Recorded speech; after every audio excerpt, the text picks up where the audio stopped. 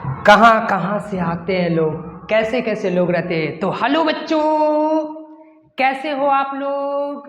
एकदम नए अंदाज में फिर से एक बार हम नए शुरुआत के साथ नए वीडियो के साथ फिर एक बार हम हाजिर हैं। मैथ गुरु 302 में आप लोगों का स्वागत है।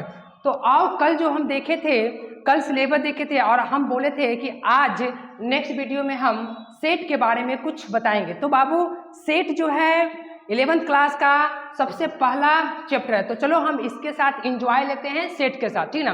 तो लेकिन देखो बाबू, सेट आया कहाँ से, पहले ये हम लोग देखते हैं कि सेट, आखिर सेट पढ़ने से फायदा क्या है, सेट पढ़ने से क्या हमको समझ में आती है, सेट का यूज कहाँ है, सेट किसने दिए। तो बाबू, सबसे पहले जर्मन वैज्ञानिक, क्या बात है, एकदम सुंदर वैज्ञानिक, गजब की कहानी। देखो इधर जर्मन, ठीक ना, जर्मन वैज्ञानिक थे जिनका नाम था, ठीक ना, जॉर्ज, क्या भैया, जॉर्ज कैंटर नाम था। क्या नाम था? जॉर्ज कैंटर नाम था। क्या बात है, एकदम सुंदर वैज्ञानिक, एकदम थे भी, एकदम चकाचक देखने में थे, बाप रे। जॉर्ज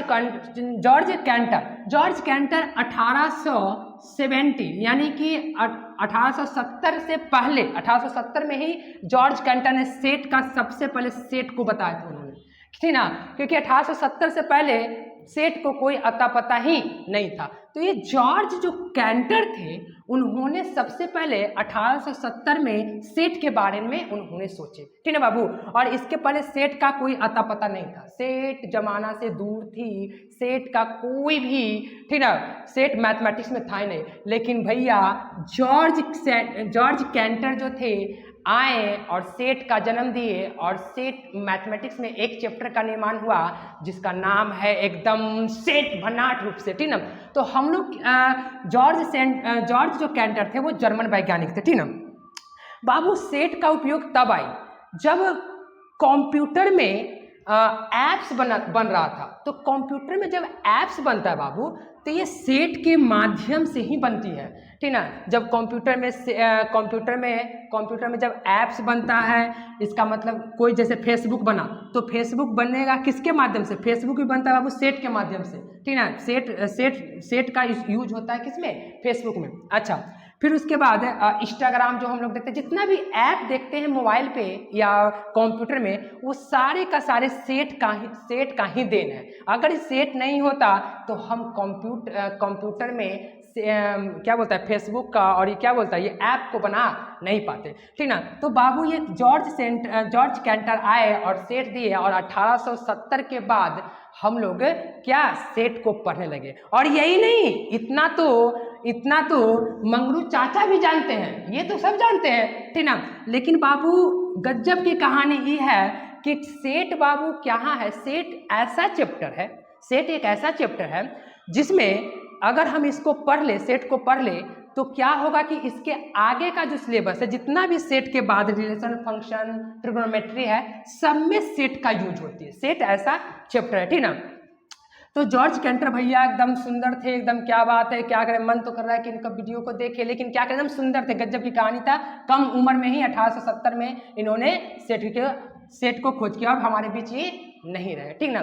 तो बाबू, सेट जो होता है, सेट हम लोग जब कंप्यूटर साइंस करेंगे तो सेट का उसमें बहुत बड़ा भूमिका है। तो कंप्यूटर साइंस करें तो हम लोग सेट के बारे में बहुत अच्छे तरीके से जानेंगे। जैसे सेट अगर पढ़ लेगा बाबू, तो सेट पढ़ने से क्या होता है कि कंप्यूटर साइंस जब करेगा, ठीक ना, तो कंप्यूटर साइंस में इसका बहुत बड़ा योगदान है, ठीक ना। अच्छा, फिर उसके बाद सॉफ्टवेयर इंजीनियरिंग में इसका क्या बोलता है, सबसे ज़्यादा इंपॉर्टेंट भूमिका है। फिर उसके बाद बाबू, बीएससी पार्ट 1 में तो इसके बारे में गर्दा ही मच जाएगा। बीएससी पार्ट 1 में इसके बारे में एकदम भंडार तरीके से पढ़ना, और एक गजब की कहानी है सेट का, ठीक ना। तो आते हैं हम लोग सेट के बारे में जान लेते हैं कि सेट होता क्या है, ठीक ना। सेट आखिर क्या है, 11th क्लास का पहला चैप्टर है और पहला लेक्चर है। तो सबसे पहले हम लोग सेट के बारे में जान लेते हैं कि सेट किसे कहते हैं, ठीक। तो समझ गए बाबू, जॉर्ज कैंटर सबसे पहले 1870 में सेट के बारे में बताए थे, ठीक ना। जर्मन वैज्ञानिक थे, जब से ही सेट आने लगा, और सेट सारे चैप्टर को बांधकर फेविक्यूब सुना है ना, चिपकने वाला, वही क्या करता है, ये सेट जो क्या करता है कि सारे मैथ को चिपका कर रखता है, जितना भी इसके आगे पढ़ेंगे, ठीक ना। तो चलो हम लोग सेट के बारे में जानते हैं। देखो बाबू, सेट को जानने से पहले एक चीज और जान लेना चाहेंगे। पहले सेट तो है ही सेट, सेट जाने से पहले हम लोग एक चीज जान लेते हैं, वेल डिफाइंड ऑब्जेक्ट। क्या? वेल डिफाइंड क्या? ऑब्जेक्ट। वेल डिफाइंड ऑब्जेक्ट और एनीथिंग। क्या? एनीथिंग। वेल डिफाइंड ऑब्जेक्ट और एनीथिंग के बारे में हम लोग जान लेते हैं, ठीक ना, कि ये वेल डिफाइंड ऑब्जेक्ट क्या होता है या एनीथिंग। एनीथिंग मतलब कोई भी चीज, दुनिया का कोई भी चीज जो भी देख रहा है वो सब एनीथिंग हो जाएगा, ठीक ना। तो आखिर वेल डिफाइंड होता क्या? तो बाबू गौर से समझो, वेल डिफाइंड ऑब्जेक्ट क्या होता है। जैसे बाबू अब हम तुमको से ऐसे बोलते हैं, देखो वेल डिफाइंड किसे कहते हैं। कोई हमको से बोला कि 1 से लेकर 1 से लेकर 10 तक के नंबर को लिखो, तो ठीक है 1 से लेकर 10 तक हम लिख देते हैं 1 2 3 4 5 6 7 8 9 और क्या 10। 1 से लेकर 10 तक के नंबर ये लिखे। अच्छा, तो हम ये लिखे, अगर किसी बच्चे को कहें कि चलो 1 से लेकर 10 तक, यहाँ किसी बच्चा का नहीं, अमेरिका जाकर बोलो, अमेरिका का किसी भी बंदा को उठाओ और बोलो कि 1 से लेकर 10 तक लिखो, तो अमेरिका वालों ने भी 1 2 3 4 5 6 7 8 9 10 ही लिखेगा। जर्मन वालों को भी कहो तो यही लिखेगा 1 2 3 4 5 6 7 8 भैया 9 और 10, ठीक ना। तो यानी कि देखो जो हम लिख रहे हैं वो दुनिया का हर आदमी लिख रहा है, मतलब जो हमारे नजर में सही है वो दुनिया के नजर में क्या है, सही है। तो अगर बाबू जो हमारे नजर में सही है वो हर बंदा, हर आदमी, हर देश के नजर में क्या है, सही है, तब हम उस चीज को क्या बोलेंगे, वेल डिफाइंड ऑब्जेक्ट बोलेंगे। इसी को हम लोग क्या बोलेंगे, वेल डिफाइंड ऑब्जेक्ट। एक ऑप्शन और लेते हैं, देखो एक एग्जांपल और लेते हैं। जैसे अब हमको से कोई बोलेगा कि इंग्लिश अल्फाबेट का, ठीक ना, वोवेल को लिख के बताओ, इंग्लिश अल्फाबेट का वोवेल, ठीक है। तो बाबू हमको अगर कोई वोवेल लिखने के लिए बोला तो हम क्या लिखेंगे, A-E-I-O-U, A-E-I-O-U। अच्छा, अब देखो हमको से बोला, अब झगड़ू चाचा से बोलेगा, मंगरू चाचा भी वही लिखेंगे, झगड़ू चाचा भी वही लिखेंगे, तो बाबू समझ जाना कि क्या है, वेल डिफाइंड ऑब्जेक्ट है। जो हम लिख रहे हैं वो दुनिया लिख रही है, तो उसको वेल डिफाइंड ऑब्जेक्ट कहेंगे या एनीथिंग बोलेंगे। अब ये नंबर देखो A-E-I-O-U हो गया, समझ गए ना। हाँ देखो A-E, कहाँ ध्यान है बउआ, इधर देख A-E-I-O-U, ठीक, A-E-I-O-U ये क्या है, ये वोवेल है, ठीक।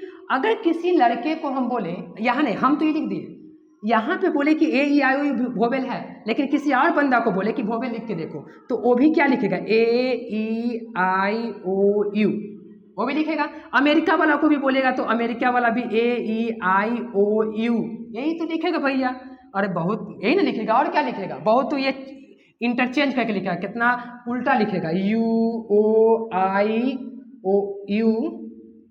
U-O-I-A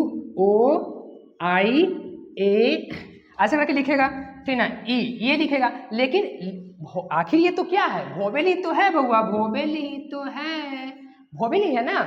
तो अगर हमारे नजर में जो हम लिख रहे हैं, जो हमारे लिए ट्रू है वो दुनिया के नजर में ट्रू है, तो वो चीज वेल डिफाइंड कहलाता है। क्या कहलाता है बाबू, वेल डिफाइंड कहलाता है।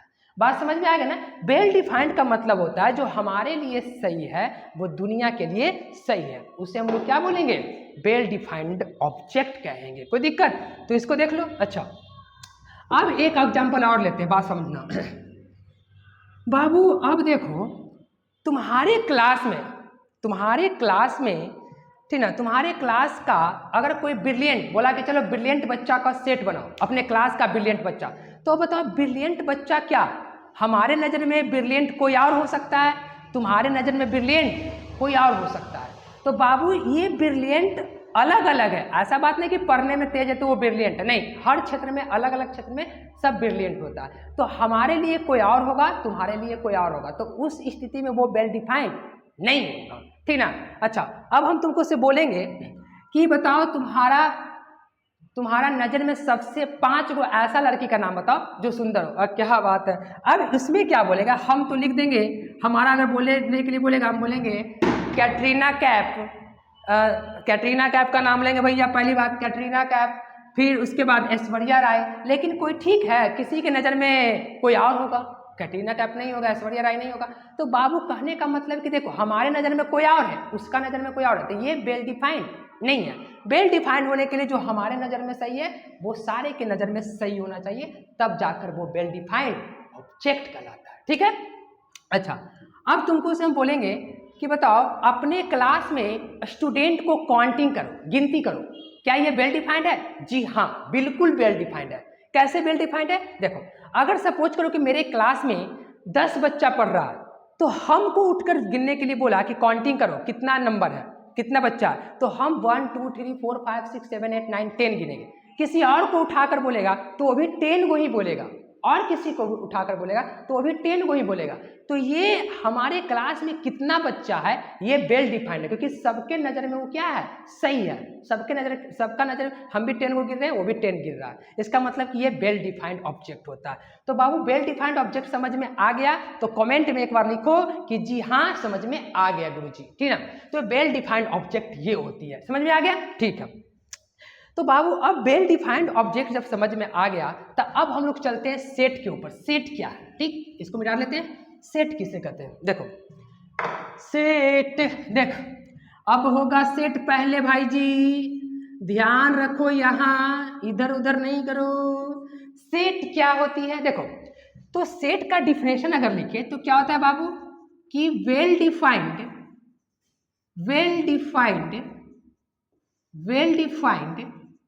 कलेक्शन, क्या, वेल डिफाइंड कलेक्शन ऑफ क्या, objects, well defined collection of objects या और एनीथिंग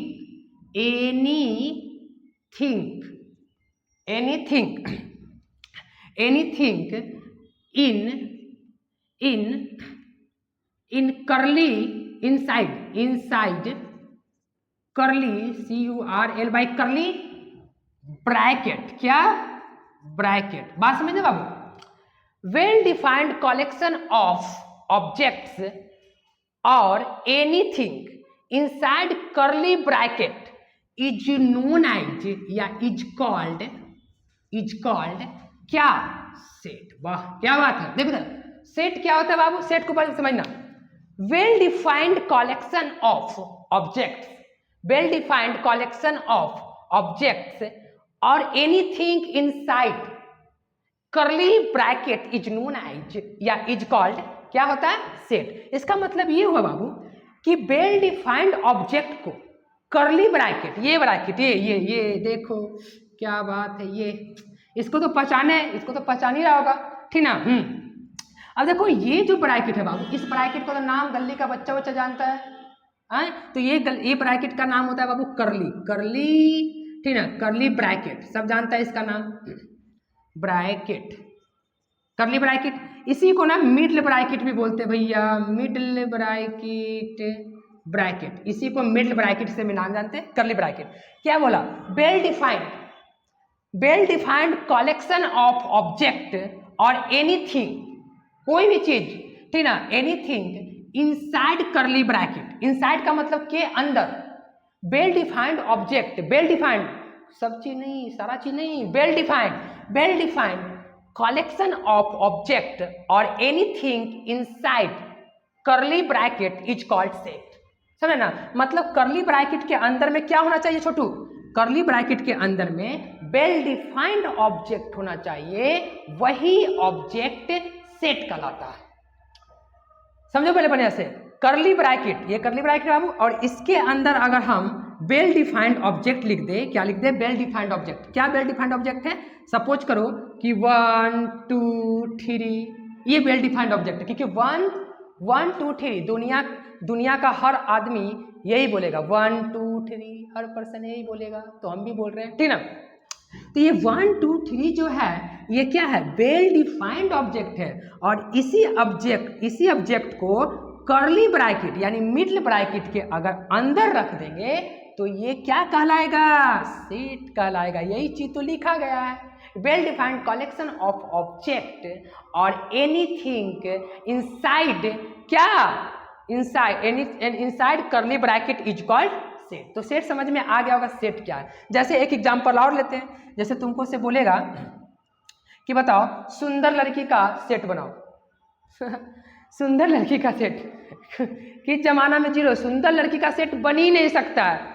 कैसे भैया, हमको से बोल दिया सुंदर लड़की का सेट बनाने के लिए, जो हमको मन में आ रहा है वो हम बना रहे हैं। तो हम क्या कर रहे हैं, हम सुंदर लड़की का यहाँ पे नाम लिख रहे हैं, लेकिन किसी और बच्चे को अगर बोल दे कि चलो सुंदर लड़की का नाम बताओ, तो वो क्या करेगा, वो कोई और लड़की का नाम लिखेगा, मेरे नज़र में कोई और, तुम्हारे नज़र में कोई और, ठीक ना। तो ये वेल डिफाइंड नहीं है। जो मेरे नज़र में वो दुनिया के नज़र में ये वेल डिफाइंड ऑब्जेक्ट है। जो मेरे लिए सही है वो दुनिया के लिए सही है, वे वेल डिफाइंड ऑब्जेक्ट होता है। इसी को हम लोग ठीक ना सेट कहते हैं। तो इसके अंदर क्या रखेंगे, सारा चीज को नहीं रखेंगे, ठीक ना, इसके अंदर वेल डिफाइंड ऑब्जेक्ट को रखेंगे। तो यही वेल डिफाइंड ऑब्जेक्ट क्या कहलाता है, सेट कहलाता है। बात समझ में आ गया। तो यहाँ पे हम लोग क्या रखते हैं, हाँ वोवेल रख सकते हैं, क्या ए ई आई ओ यू ये रख सकते हैं। क्यों, क्योंकि ए ई आई ओ यू वेल डिफाइंड ऑब्जेक्ट है, ठीक ना। तो हम इसके अंदर कर्ली ब्रैकेट के अंदर रखेंगे। तो ये जो निकल के आया है बउआ, यही सेट कहलाता है। यही सेट क्या बाबू, यही सेट कहलाता है। तो सेट के बारे में तो तुमको समझ में आ ही गया होगा कि सेट क्या है, ठीक ना, सेट किसे कहते हैं। अच्छा एक बात को और रखना, ये तो कर्ली ब्रैकेट हो गया। सेट को सेट को एक मिनट पहले रुक जाओ, इसको पहले देख लो, ठीक ना। कर्ली ब्रैकेट है, कर्ली ब्रैकेट मिडल ब्रैकेट, इसको स्क्रीनशॉट ले लो, ठीक। अब देखो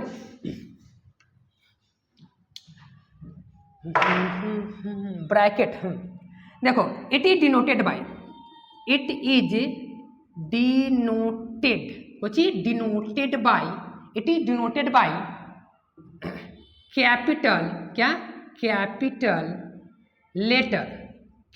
लेटर ऑफ इंग्लिश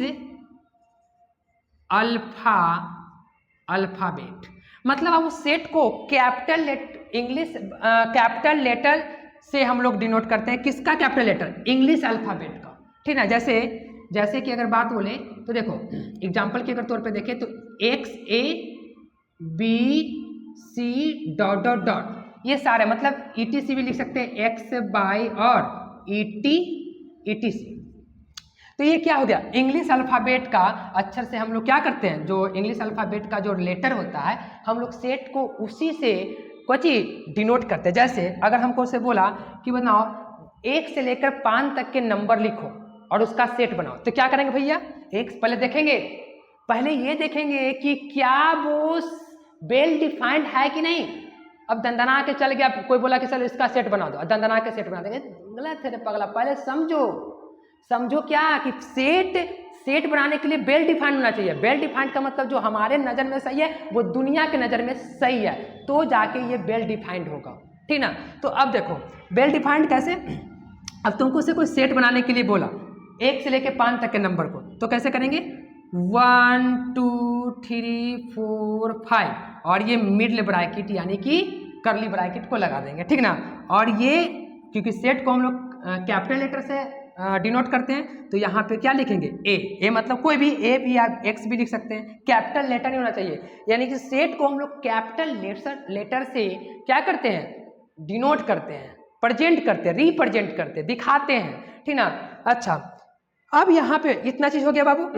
अब देखो जो सेट के अंदर जो एलिमेंट होता है भैया, जो सेट के अंदर एलिमेंट होता है, जो सेट के अंदर ये जो नंबर होता है इसको एलिमेंट कहते हैं, क्या कहते हैं, एलिमेंट कहते हैं। जो सेट के अंदर जो भी वेल डिफाइंड ऑब्जेक्ट होता है इसको हम लोग एलिमेंट बोलते हैं, क्या बोलते हैं, एलिमेंट। और ये कैपिटल लेटर में नहीं रहेगा, अगर बाय दफे रहेगा भी तो ये छोटा लेटर में रहेगा, मतलब स्मॉल में रहेगा, जैसे AEIOU रहेगा, स्मॉल में रहेगा। ये नहीं कि हम इसमें कैपिटल लिखे, नहीं, कैपिटल सेट को डिनोट करने का एक है, ठीक ना। तो ये सेट हो गए। तो हम लोग देखें क्या बाबू, एक बार फिर से बात कर लेते हैं। सेट क्या है? सेट बाबू सबसे पहले जॉर्ज कैंटर भैया ने, जर्मन के वैज्ञानिक थे, जो 1870 में दिए थे। ठीक, उसके बाद से सेट चलते आ रही है। हमारे मैथमेटिक्स में सेट का बहुत बड़ा योगदान है, ठीक ना, और इसका आगे बहुत ज़्यादा योगदान है। बीएससी पार्ट 1 में एक इसका बुक ही आ जाएगी, ठीक ना। और उसके बाद ये सेट का यूज है वो सॉफ्टवेयर इंजीनियर में, ये सब तो बता ही चुके हैं। तो सेट क्या होता है, बात समझ में आ गया? सेट क्या होता है बाबू?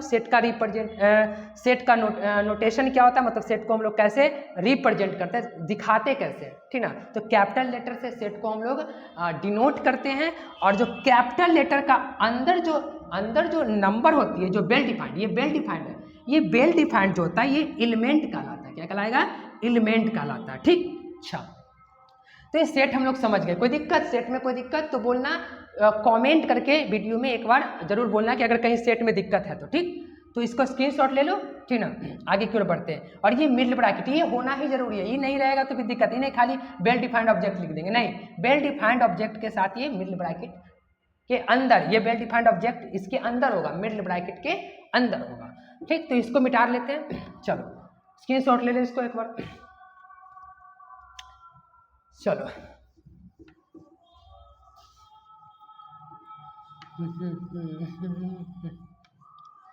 चलो अब हम कुछ आगे देखते हैं। जैसे देखो कुछ मीनिंग देखते हैं। क्या मीनिंग है भैया? कर जाती है। देखो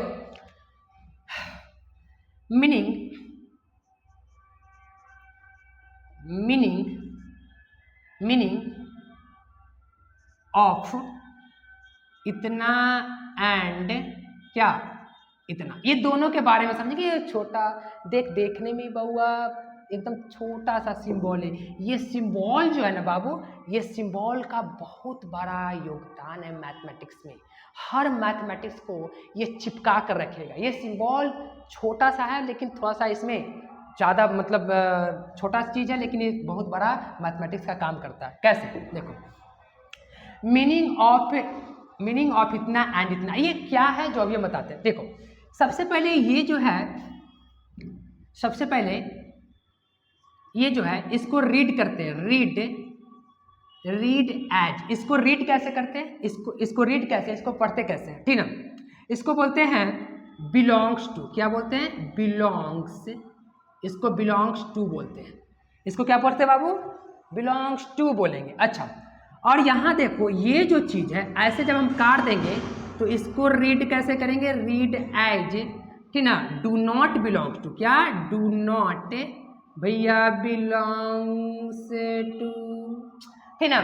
इसका क्या? ये बिलोंग्स, इसको हम लोग रीड करते बिलोंग्स, लेकिन इसका योगदान क्या, ये करता क्या, ये सेट के अंदर ये आया क्यों, आखिर सेट को बताता क्या है, ठीक ना। ये नंबर के बीच में क्यों, क्या इसका क्या योगदान है, तो हम इसके बारे में जानेंगे, ठीक ना। एकदम आराम से जानेंगे, घबराने की कोई बात नहीं है। फिर तो तुम्हारा भाई आपके सामने ही है, तो आ जाओ। देखो एकदम भंडार तरीके से देखेंगे हम लोग। रीड एज क्या करेंगे? बिलोंग्स टू, और इसको क्या?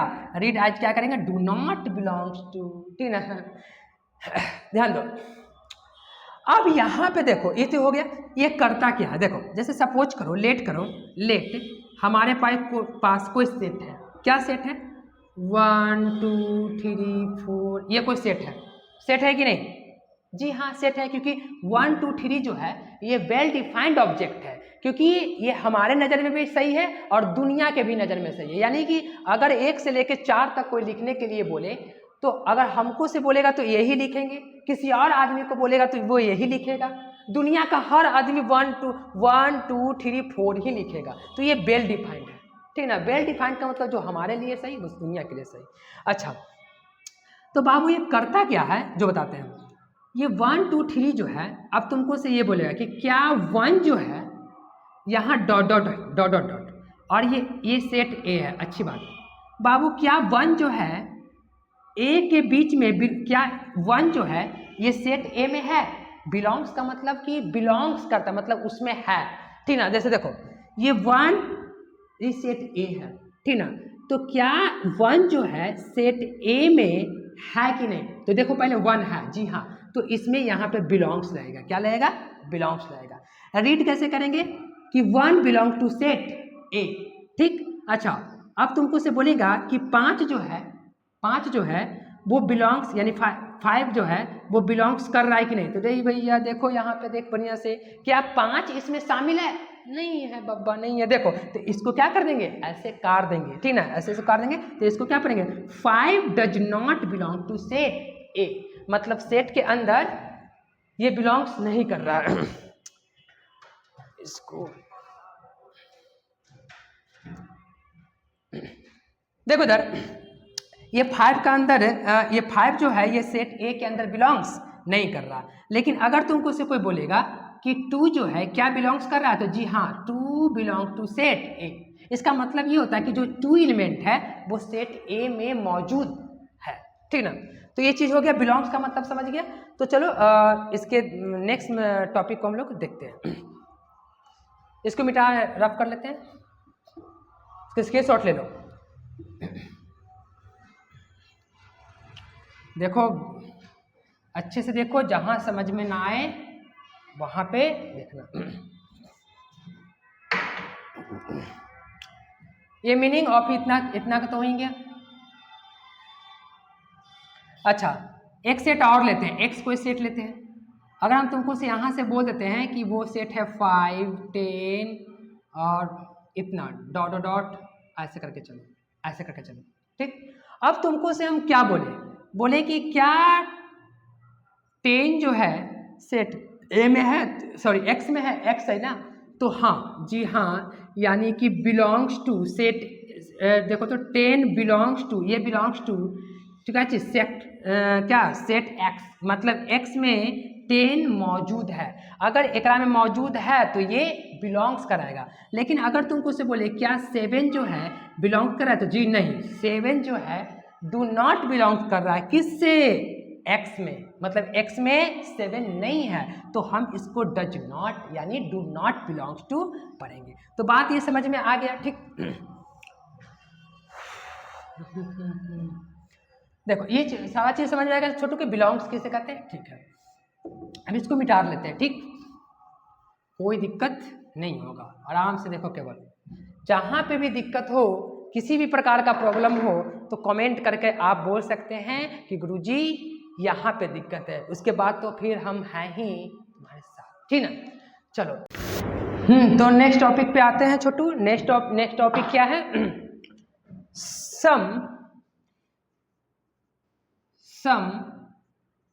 इम्पोर्टेंट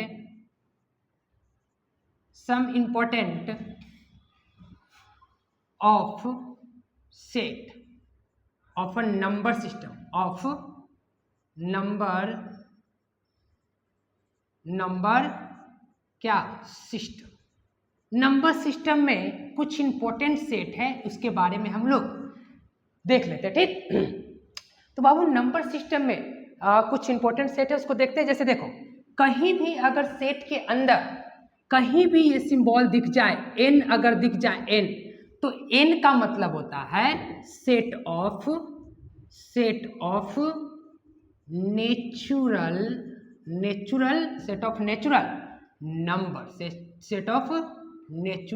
नंबर, ठीक ना। और बाबू हमको पता है कि नेचुरल नंबर क्या होती है, 1 2 3 डॉट डॉट डॉट इन्फिनिटी, मतलब नेचुरल नंबर 1 से स्टार्ट होता है। ये बात हमको पता है, ठीक ना, क्योंकि प्रीवियस क्लास में हम लोग पढ़े हैं, ठीक। फिर उसके बाद कहीं भी अगर W दिख जाए, ये W सेट के अंदर छोटू कहीं भी अगर W दिख जाए, तो हम लोग समझ जाएंगे कि सेट ऑफ क्या, होल नंबर, ठीक। और बाबू होल नंबर कहाँ से स्टार्ट होती है? केवल नेचुरल नंबर में 0 को इंक्लूड कर दो, होल नंबर बन जाती है भाई के अंदाज में। देखो तो क्या 0 1 2 3 dot dot dot, natural number में इंक्लूड कर दो 0 को, नहीं ना। कैसे दूध में नाल दो जोरन को, दही बन जाती है। वैसे ही नेचुरल नंबर में 0 को इंक्लूड कर दो, क्या बन जाएगा भैया, होल नंबर। अब कहीं भी सेट में ये W दिख जाए, ये W दिख जाए समझ जाना कि होल की कहानी हो रही है, ठीक ना। तो natural set of whole number, अच्छी बात है।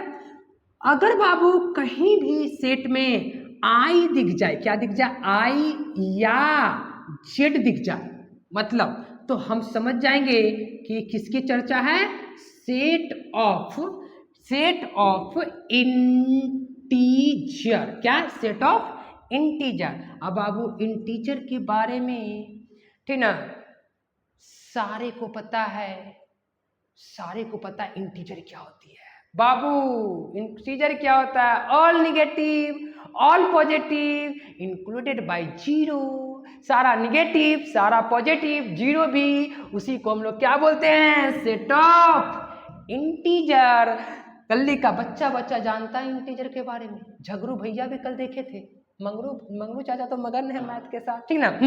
तो बाबू देखो जीरो नहीं, हाँ जीरो भी, zero plus minus 1 plus minus 2 plus minus 3 dot plus minus negative and positive और निगेटिव, यानी प्लस माइनस निगेटिव और पॉजिटिव इन्फिनिटी, ठीक ना।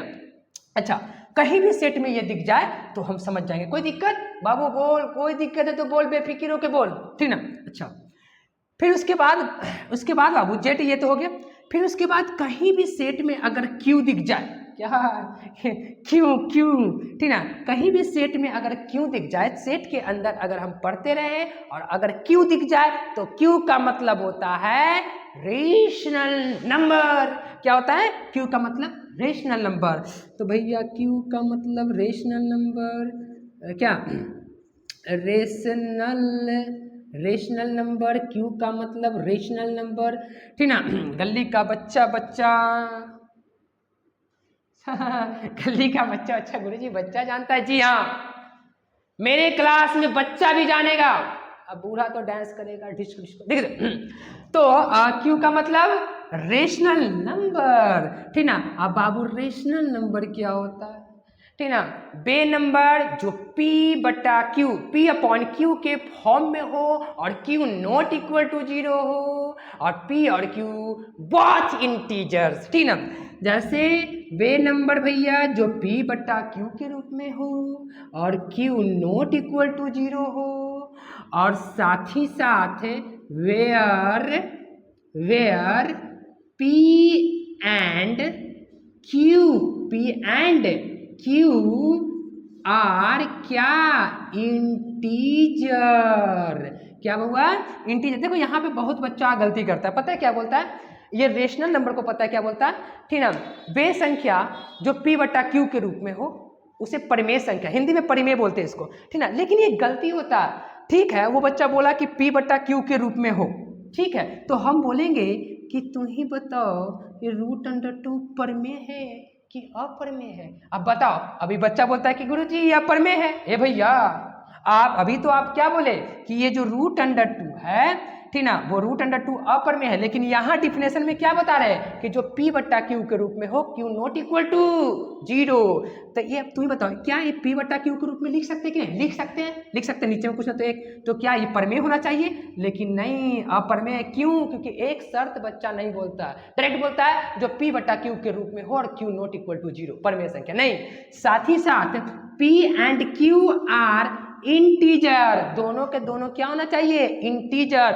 अब बताओ बाबू, √2 इंटीजर है, बेईमानी वाली बात मत बोलना, √2 इंटीजर है नहीं ना, ये इंटीजर नहीं है, क्योंकि इंटीजर तो 0, इंटीजर तो भैया ये होती है 0 1 2 3 इन्फिनिटी, और इधर -1 -2 और ये माइनस इन्फिनिटी। ये सारा ये जो नंबर दिख रहा, ये नहीं कि पूरा, ये तो पूरा रियल नंबर हो गया, ये जो नंबर दिख रहा है ना, ये सारा 0 से 1 0 1 2 3 4 इन्फिनिटी -1 -2, ये सारा का सारा इंटीजर।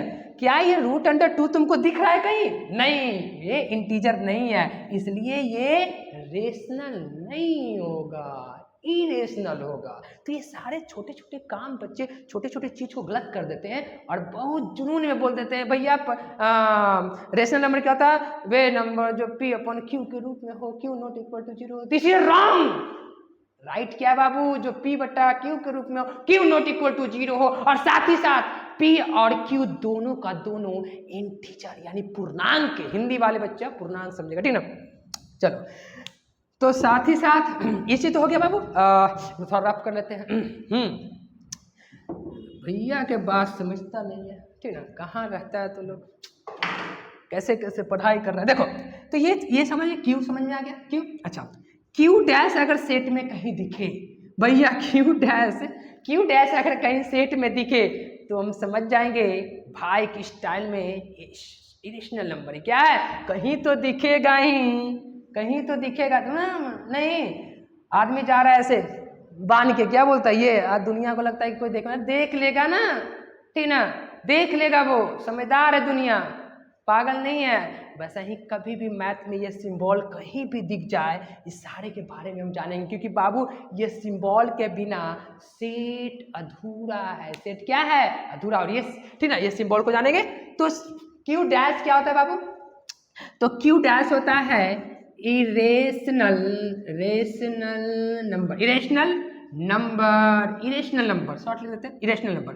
और इरेशनल नंबर का मतलब क्या, इरेशनल तो समझ ही रहा है, जो रेशनल को छोड़ दो। देखो रेशनल को नहीं कहने का मतलब इरेशनल नंबर क्या होता है, देखो जो P बटा Q के रूप में ना हो, क्या हो, जो P बटा Q के रूप में ना हो, P बटा Q के रूप में ना हो। तो कहो कि गुरुजी अब यहाँ पे एक सवाल और आ गए, गाड़ी तो फंसवे करेगी एक पर एक। देखो जो P बटा Q के रूप में ना हो, मतलब ये P बटा Q के रूप में ना हो, ये नो फॉर्म, ये नो फॉर्म, इसके नो फॉर्म होना चाहिए। तो भैया तो क्या, अभी तो गुरुजी आप बोले कि √2, फोकस कर, फोकस यहाँ कहाँ ध्यान है, देख इधर, √2, ये √2 क्या देखा कि गुरुजी √2 है, ये क्या है, ये तो P बटा Q, देखो ये P बटा Q के रूप में, जो P बटा Q के नो फॉर्म में हो, लेकिन ये जो चीज़ है, क्या ये नो फॉर्म में, तो P बटा Q के फॉर्म में है, तो ये क्या, ये इरेशनल नंबर नहीं हो सकता है, ये तो इरेशनल नंबर, क्योंकि इरेशनल नंबर होना चाहिए ना, क्योंकि आप क्या बोले कि भैया समझ बनिए से, जो P बटा Q के फॉर्म में ना हो, नो P बटा Q नो फॉर्म, मतलब इसका फॉर्म नहीं होना चाहिए। तो ये √2 जो है, क्या √2 क्या है, क्या इसका फॉर्म है कि नहीं, जी हाँ, P बटा Q इसका फॉर्म है, लेकिन बाबू फिर भी ये क्या है, इरेशनल। क्यों, अब हम बताते हैं कि क्यों है, चलो देखते हैं। जानते हो बाबू, ये P बटा Q के फॉर्म में नहीं है, कैसे नहीं है, जो अभी बताते हैं हम, इसको थोड़ा रफ कर लेते, क्या रफ कर लो, मजा ही कुछ और आने वाली है, मैथ की माया में हम तो खो बैठे हैं, और आशा करेंगे कि आप लोग भी एकदम देसी स्टाइल में खो जाइए, ठीक ना।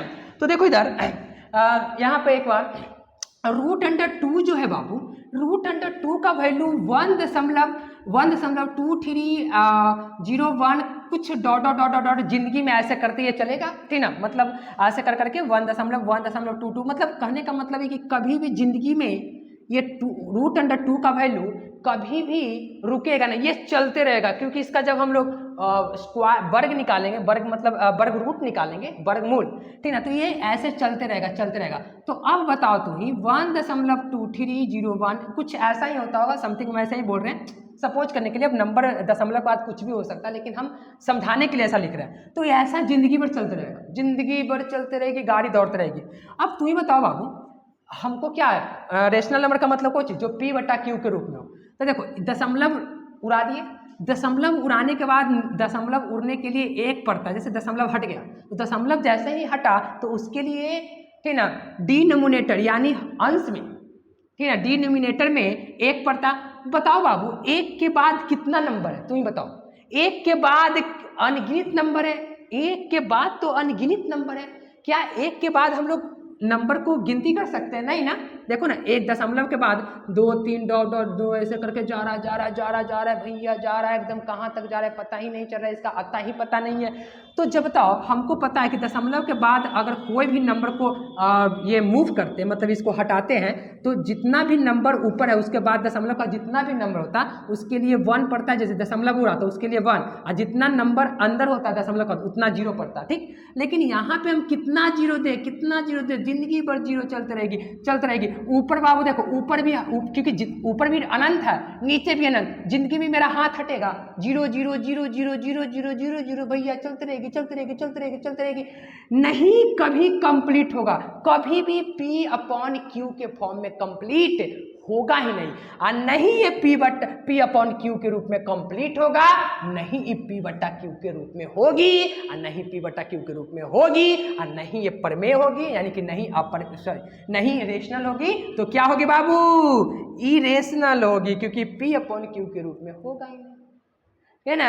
नहीं ये P बटा Q के रूप में होगा, नहीं ये, ठीक ना, रेशनल होगा, क्योंकि रेशनल होने के लिए P बटा Q के रूप में होना चाहिए। और ये क्या है? P upon Q no form, तो ये P अपॉन के फॉर्म में है, यानी रूट के अंदर अगर प्राइम नंबर हो, अभाज्य संख्या जिसको हिंदी में बोलते हैं प्राइम नंबर, तो वो बाबू वो नंबर कभी भी, ठीक ना, कभी भी प्रमेय नहीं होती। प्रमेय का मतलब रेशनल नहीं होता, इरेशनल होता है। ये क्या होगा?